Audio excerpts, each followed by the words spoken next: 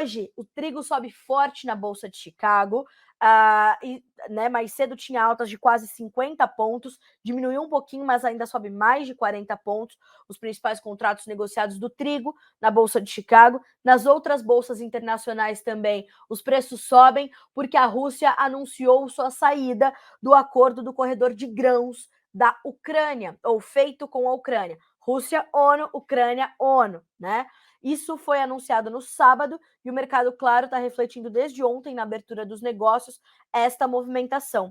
Então, a gente tem, nesse momento, altas que variam no trigo de 36 a 47 pontos, levando os preços de volta a buscarem o patamar dos $9 por bushel. Claro que isso vai puxar a soja, vai puxar o milho. O milho tem altas também que variam de 11 a 15 pontos e meio, e na soja os ganhos são mais tímidos agora, mas mais cedo subiam mais forte. Então a gente está falando de altas na soja que variam de 5,5 a 6 pontos, 7 pontos e meio nos contratos mais negociados. Então hoje, neste início de semana, o destaque vem efetivamente com as altas do trigo, fortíssimas. E quem vai nos explicar um pouco mais do impacto desse anúncio, né, da saída da Rússia do acordo do corredor de grãos e o impacto sobre os preços é o meu amigo Marcelo De Bacco, da De Bacco Corretora do Rio Grande do Sul, lá de Viamão. Marcelo, bom dia, meu amigo. Seja bem-vindo, é sempre um prazer ter você com a gente aqui no Bom Dia Agronegócio.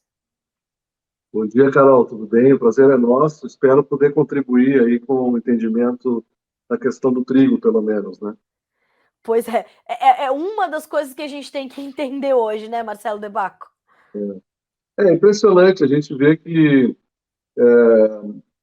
a gente tem que tentar buscar um entendimento, né? O que aconteceu, como a gente pode imaginar um governo Alckmin, porque é isso que a gente tem que focar.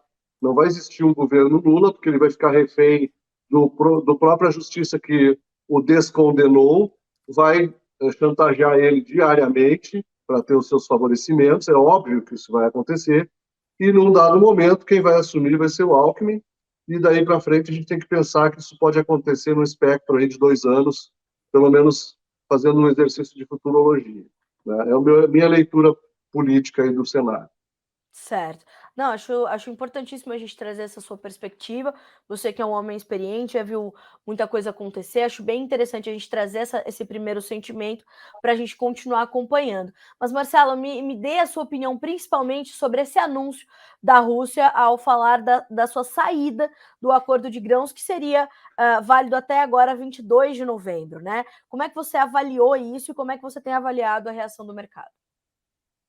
Olha, Carol, nós tínhamos já uma ideia de que a Rússia não iria manter o acordo até o final, até porque tem a entrada do inverno no hemisfério norte. Então, é o cerco de fome que eles estão fazendo. Eles tentaram ter um favorecimento nesse período, saindo com seus grãos e com o seu fertilizante, com as suas exportações, mas a comercialização dos documentos de crédito gerados pelas exportações russas não tem, é um papel podre. E a Rússia fez uma campanha muito forte de vendas, ela provocou toda a queda do mercado, foi a Rússia que provocou, oferecendo seus lotes a preços muito baixos no mercado internacional.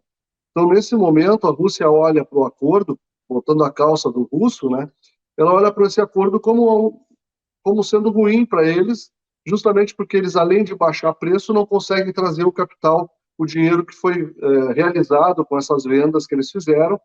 E quem teve algum tipo de venda e alguma realização foi justamente o maior oponente deles, que foi a Ucrânia, ainda angariando apoio bélico dos seus aliados. Então, nesse momento, eu não vejo, e como eu já não via, com muito crédito, a situação da Rússia fazer algum tipo de retorno às negociações antes que as sanções que existem dos países ocidentais caiam. Só que, para isso, a gente tem que admitir o sacrifício de vidas que está acontecendo na Ucrânia e vai acontecer também na Rússia, portanto, por uma questão de fome e de materiais na Ucrânia, como também de uma decadência da economia russa num curto espaço de tempo. Então, nesse momento, a gente percebe que essa leitura a gente já mais ou menos tinha, esperando que o mercado, se vocês olharem os nossos vídeos aí, que a gente participa no Tempo e Dinheiro, a gente sempre falou que o mercado estava passando por um momento, mas mesmo sem a guerra, ele continuava apontando para cima, porque a demanda ultrapassou a produção. E a gente vê a Argentina perdendo trigo todos os dias, cada dia é menos trigo. Tem o pessoal fazendo um giro hoje no Uruguai, nas principais regiões produtoras de trigo, e o trigo está muito ruim.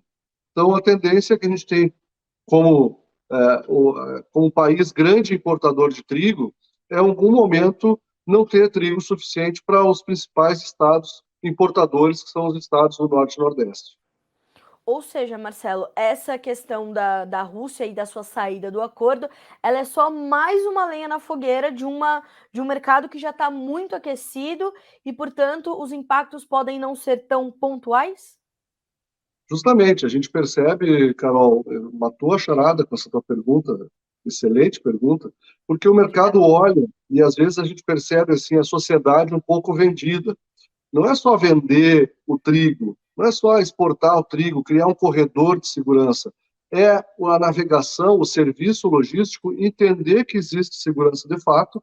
As empresas, a indústria securitária, a indústria de seguros, também perceber essa realidade e lembrando que os preços dos ativos triplicaram, tanto o trigo, quanto o petróleo, quanto a mão de obra, e os ativos propriamente ditos, os navios, as embarcações, os motores, tudo aumentou de preço e tudo precisa de uma precificação de seguro maior.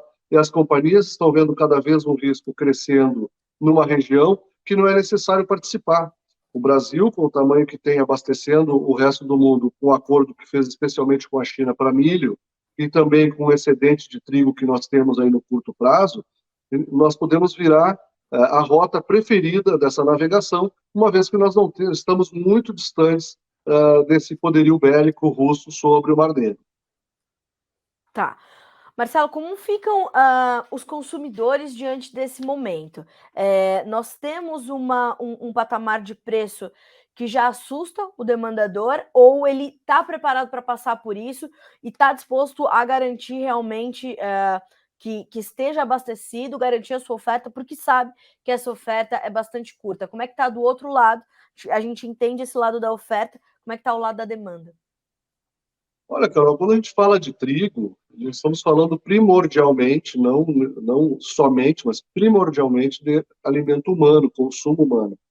E quando a fome bate, as pessoas começam a cancelar outros contratos, né? Outros ativos, outros compromissos. Então, vai diminuir a assinatura de TV, de telefonia, esses serviços de luxo, entre aspas, vão começar a perder público para essas pessoas manterem a sua capacidade de consumo de alimento, até porque a gente está falando de um alimento que leva 8 dias, em média, para chegar na mesa do consumidor, desde que a indústria internou nos seus silos. Então, eu acho que a demanda vai ser, o mercado vai buscar o equilíbrio, mas enquanto houver um excedente de demanda, haverá um excesso de preço. Vai haver esse aumento de preço, nós já vimos isso acontecer. Pode existir alguma restrição de demanda naqueles países onde a fome já é endêmica, mas nós podemos ter novidades sobre a fome em países da América do Sul, que já estávamos aí bastante afastados dessa situação da fome, mas mais agudamente, assim, piora, especialmente no norte da África. Marcelo, a gente viu a União Europeia, por exemplo, pedir para a Rússia revogar a sua saída do acordo. Você acha que isso ainda pode acontecer? A gente ainda pode ver a Rússia voltar para o acordo e talvez até estender a vigência disso tudo? Ou, na sua opinião e diante da sua experiência, você acha que realmente é isso e é a palavra final e vamos entender como ficamos a partir de agora? Olha, Carol, eles têm muito tempo para jogar ainda, né?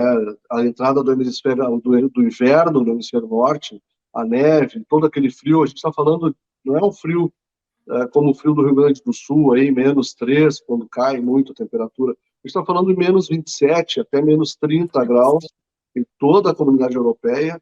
O hemisfério norte vai sofrer bastante com a ausência da energia russa e talvez eles estejam apostando nisso. Mas um fator assim, um ponto importante que chama a atenção é que se houvesse a expectativa interna de um acordo, não haveria esse chamamento de 270 mil, foram 300 mil soldados chamados, mas somente 270 mil realmente foram incorporados ao fronte. Já tem mais de 80 mil soldados desses 270 mil incorporados efetivamente no fronte, e o resto continua em treinamento e adaptação aos novos equipamentos bélicos. Então, eu não acredito que alguém vá preparar, assim como antes da guerra começar, eu dizia que eu não acreditava que alguém ia pôr 100 mil soldados na fronteira para não fazer nada, eu não acredito que alguém chamou 270 mil soldados para fazer um acordo, porque isso custa muito dinheiro. As pessoas Claro. custam dinheiro, os equipamentos, os consumíveis, tudo custa muito dinheiro. E quem está pagando isso, diferente do que a sociedade às vezes imagina, não é o governo. O governo não tem dinheiro, o governo arrecada impostos para pagar conta. Então Exato. imagina o que o povo russo está pagando essa conta. Marcelo, a gente tem uma pergunta aqui do Emerson Antoniacomi. Marcelo, temos perspectiva de preços para o trigo para novembro e dezembro? Eu já vou puxar esse gancho porque eu queria entender como fica tudo isso para o Brasil, Marcelo. A gente está colhendo uma bela safra, enquanto, né, alguns dos nossos vizinhos tiveram problemas sérios. O Brasil se destaca, portanto, novamente como uma alternativa para o mercado internacional, e como é que vão ficar os nossos preços? E aí já emendo a pergunta do colega aqui, o Emerson, para novembro e dezembro. Bom, a gente tem que entender o seguinte, Carol, existe toda uma realidade, um circo global de fome, aí um cerco medieval que a Rússia está impondo aos países do norte da África, e a navegação daqui para lá, a gente está falando de 45 dias, em média. Esse pessoal vai ter que começar a comprar agora, para embarcar logo, o mais rápido possível, esse trigo, para abastecer o seu estoque. Então, por outro lado, assim como essa dinâmica toma urgência, nós temos a colheita do trigo ocorrendo na Paraná, no Rio Grande do Sul, com mais efetividade a partir dessa semana, no momento que o clima melhorar, e nós temos um esgotamento logístico das condições de armazenamento, recepção e também dos portos brasileiros, especialmente do Sul, para saída desse trigo. Então, em algum momento, nós vamos ver uma contramão do mercado, o mercado todo sinalizando alta, e o mercado interno brasileiro, em algum momento, sendo depreciado, não porque é pior, mas porque existe um excedente, como a gente viu no mercado de milho, na colheita de milho do Mato Grosso, milho a céu aberto, e os preços internacionais explodindo, o mercado falando em preços acima de R$ 100 o saco, internamente o mercado pagava 78. Então, isso pode acontecer no trigo, no curto espaço de tempo, e aí, respondendo ao Emerson, novembro é crítico para essa colheita, especialmente no Rio Grande do Sul, e dezembro vai ter a repercussão desse esgotamento da situação logística e do aproveitamento das estruturas portuárias e também do interior para dar suporte para receber todo esse grão, mantendo qualidade e padrão, como a gente está acostumado, e o mercado mundial já viu a qualidade que o Brasil tem. Então, nesse curto espaço de tempo, nós vamos ver um declínio de preço. Tá. Marcelo, como é que a gente vai entender os impactos da questão cambial? Porque é uma das questões que a gente mais recebeu aqui, né, nessa edição do Bom Dia Agro. Como é que vai ficar o mercado financeiro depois da eleição e tudo mais? Naturalmente, o dólar está subindo na manhã dessa segunda-feira. É um componente importante também que o produtor vai ter que colocar na sua conta para entender como fazer esse planejamento comercial, entender esse declínio de preço que a gente pode ter nesse curto espaço de tempo? Sim, a gente percebe, Carol, a questão do dólar index, ela está freando a alta de hoje. Eu imaginava que o mercado hoje ia ser freado a 56 pontos e não 49 pontos, como estava agora quando eu Certo, levantei da mesa. certo. Porque o dólar index, ele equaliza a moeda americana às outras moedas globais, a ponto de realizar a relação de preços, a lógica do preço internacional é baseada no dólar index, justamente porque os Estados Unidos é um dos grandes exportadores mundiais e ele está numa posição de abastecer alguns dos países que ficam órfãos do Mar Negro. O Brasil também está nessa caixa, só que a nossa conversão de câmbio, ela traz uma correção ilusionária do preço. A gente percebe o preço subindo em real, mas em dólares ele deve continuar mais ou menos equiparado com essa correção que se faz no preço internacional através do dólar index. E tem um outro ponto econômico bastante grave, que às vezes está passando um pouco de lado, a gente percebe, é o custo financeiro. O custo do dinheiro no Brasil, hoje, é muito maior do que era, mais de 10 vezes superior do que era no passado, nessa mesma época. Então, esse custo do dinheiro também tem que ser levado em consideração no momento que o produtor resolve tomar dinheiro em algum lugar e guardar o trigo para vender depois. Esse Sim. vender depois pode custar muito mais caro do que usar o capital próprio que está no campo sendo colhido, do que tomar dinheiro no banco. Então, tem que fazer essa conta de quanto custa o dinheiro fora de casa e quanto custa sair do trigo nesse momento. Bom, Marcelo, acho que a gente tem bastante coisa para monitorar a partir de agora, e de fato, assim, a gente tem um cenário que começa a se redesenhar, né? Então a gente combina, para o trigo especificamente, a gente combina essa questão política, financeira e econômica do Brasil com todos os nossos fundamentos específicos do trigo e mais, claro, essa questão do anúncio da saída da Rússia desse acordo do corredor de grãos. Então vamos acompanhar. Muito obrigada pela gentileza de aceitar nosso convite e estar conosco nesta manhã de segunda-feira, principalmente nessa manhã agitada e incerta de segunda-feira. Tenho certeza que a gente ainda vai conversar muito para entender o que esperar daqui para frente. Obrigada mais uma vez por estar conosco.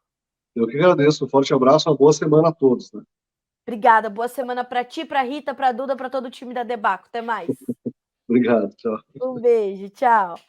Marcelo De Bacco, senhoras e senhores, volto a dizer, né? Um dos maiores especialistas em mercado de trigo deste país. Marcelo é grande conhecedor, profundo estudioso desse mercado e traz esse panorama muito completo.